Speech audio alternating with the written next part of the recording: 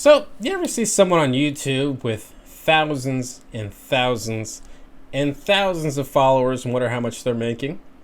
Actually, it was kind of funny, someone wrote some hateful comment on one of my videos and wrote something like, there's a millionaire talking with an IQ of 80, and I'm like, you think I'm a millionaire? Fantastic. Well, anyway, I am not a millionaire, but thanks to the power of the internet and Social Blade, we can get an idea of how much your favorite YouTubers are making.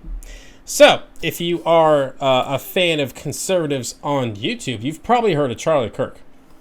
Charlie Kirk has 884,000 Facebook followers, 339,000 YouTube subscribers, and according to Social Blade, makes up to $27,000 a month with videos like this.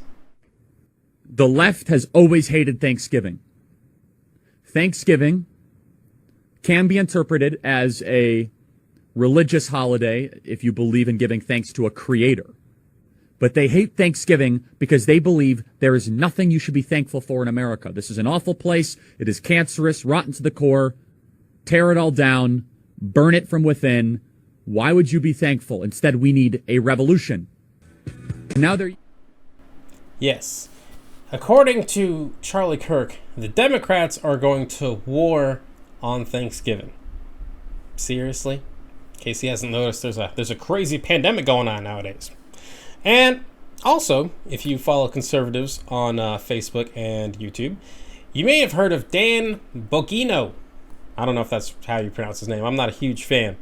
He has 1.8 million followers on Facebook, 723,000 YouTube subscribers, and according to Social Blade, makes up to $24,000 a month with little gems like these. But how is this not the scandal of the century right now?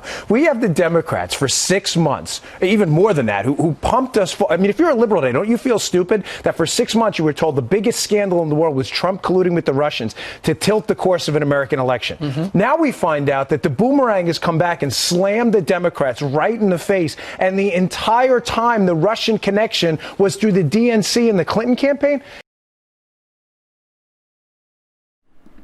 To be clear, Russia hacked the DNC and then gave Clinton's emails supposedly to WikiLeaks, who steadily made them publicly available right up to the 2016 election.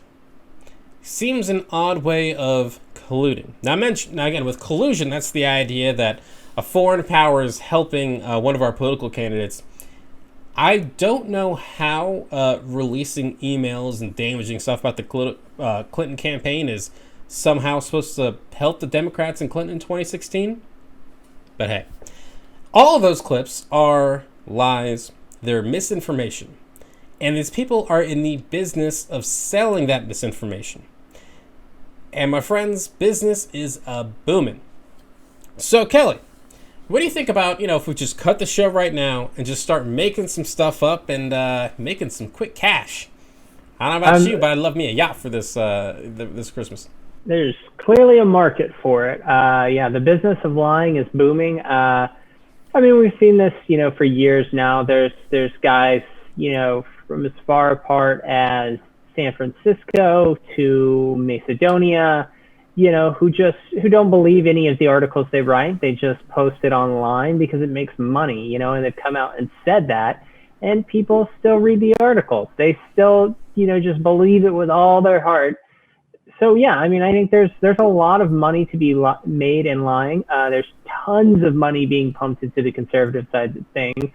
There's a few people who very clearly were liberals, had liberal policies, and then realized they couldn't cut it as a regular journalist, or decided they just wanted a piece of that moolah.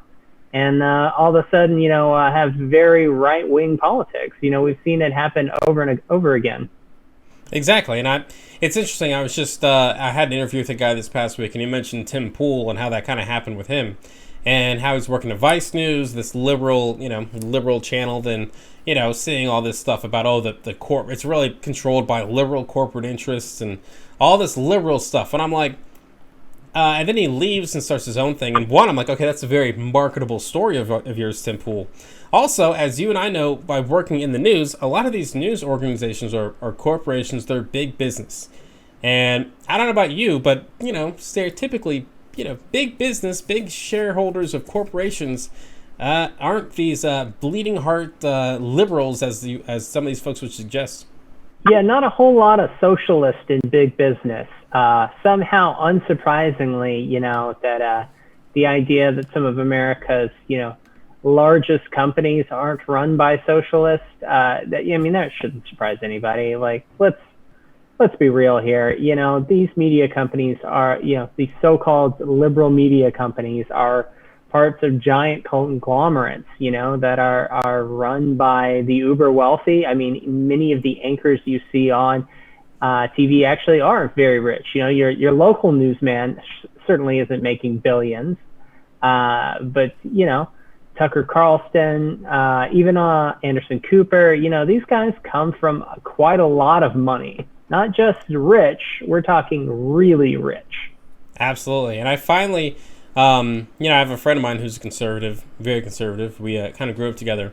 And I finally got through to him because about this, this Trump voter fraud stuff he's trying to go through with. And he's bringing up random cases. And then a lot of these other conservative commentators, they bring up all these random, facts and evidence. And it's funny, like, he sends them to me as if this is true.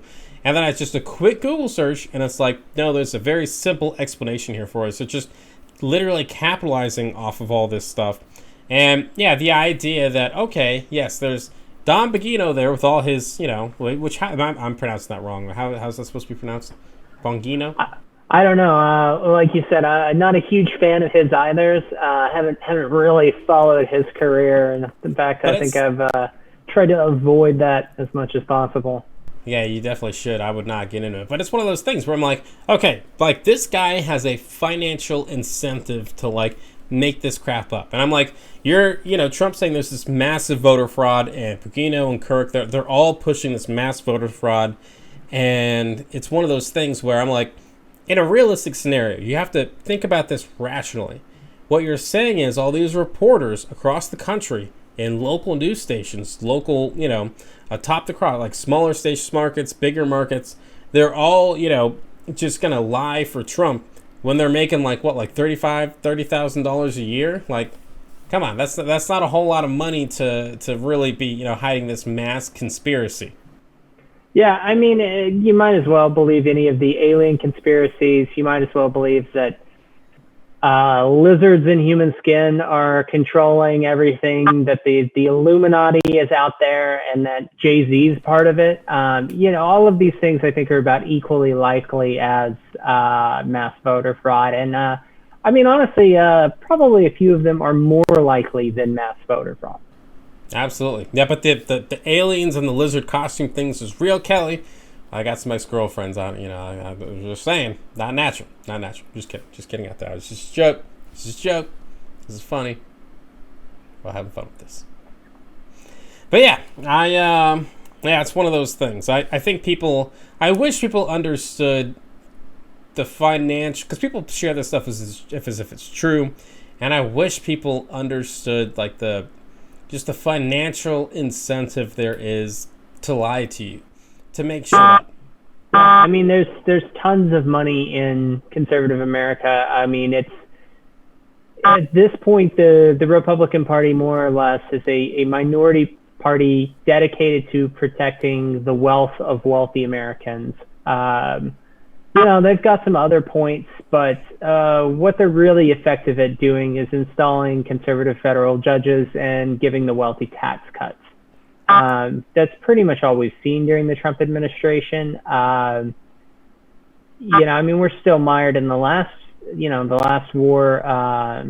The war in Afghanistan started by the Bush administration. We're still there. We're still in Iraq. So the Conservative Party really is about making those people wealthier. Vice President Cheney made a huge amount of money. With his company, selling substandard equipment to troops. Yeah, absolutely. It's crazy to think that even Liz Cheney, the congresswoman from South Dakota, is like, look, can we just move on from all these election fraud claims? Like, it just makes no sense. Hey, what's going on, everyone? Thank you so much for watching Citizen Pete. I really appreciate it. If you haven't already, click that little subscribe button, maybe the like button, and hey, maybe just leave a comment. I want to know what you're thinking. What do you think about all the politics and news and all the stuff that's going on in our country?